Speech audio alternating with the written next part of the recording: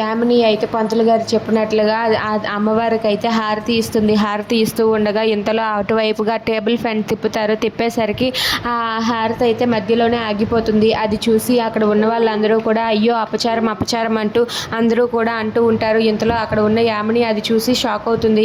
ఇక అపర్ణ అయితే ఇలా అంటూ ఉంటుంది, అపచారం అపచారం, ఇందాకలేమో అలా జరిగింది, ఇప్పుడేమో ఇలా జరిగింది, ఇదంతా చూస్తూ ఉంటే ఈ పెళ్ళి జరగదేమో, ఈ పెళ్ళి ఖచ్చితంగా ఆగిపోతుంది అంటూ అపర్ణ అందరి మనసుల్లో నాటుకుపోయేలా మాట్లాడుతూ ఉంటుంది. అది విని యామిని అలాగే వాళ్ళ అమ్మ వాళ్ళు చాలా ఫీల్ అవుతూ ఉంటారు.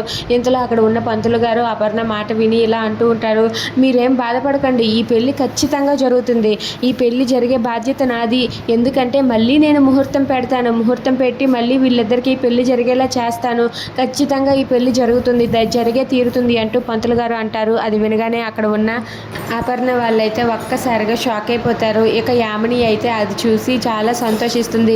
ఇక పంతులు గారు మాత్రం నేను మళ్ళీ ముహూర్తం పెడతాను, మళ్ళీ వీళ్ళిద్దరికీ పెళ్లి జరుగుతుంది అని చెప్పి ఖచ్చితంగా చెబుతూ ఉంటారు. అది వినగానే కావ్య కూడా షాక్ అయ్యి అలా ఉండిపోతుంది. ఇక యామిని కావ్యతో ఇలా అంటూ ఉంటుంది, ఏంటి నా పెళ్ళి ఆపాలని నువ్వు ఎన్ని ప్లాన్లు వేసినా ఎన్ని ప్రయత్నాలు చేసినా నువ్వు ఎప్పటికీ కూడా ఆపలేవు, ఎందుకంటే బావతో నా పెళ్ళి జరిగిపోతుంది, నువ్వు అలానే చూస్తూ ఉండు అని చెప్పి అంటూ ఉంటుంది. అది వినగానే అక్కడ ఉన్న కావ్య ఇలా అంటూ ఉంటుంది, నీ పెళ్ళి రాజుతో అస్సలు జరగదు, మా ఆయనతో నీ పెళ్ళి జరగాలంటే నువ్వు ఇంకో జన్మెత్తాలే కానీ ఈ జన్మలో అయితే అస్సలు జరగదు, ఎందుకంటే నీ మెడలో తాళి కట్టే అర నిమిషం ముందైనా సరే అతనికి నేను గుర్తుకు వచ్చి నీ మెడలో తాళి కట్టకుండా ఆగిపోతారు, చూస్తూ ఉండు అంటూ కావ్య చాలా ధైర్యంగా యామినికి చెబుతుంది.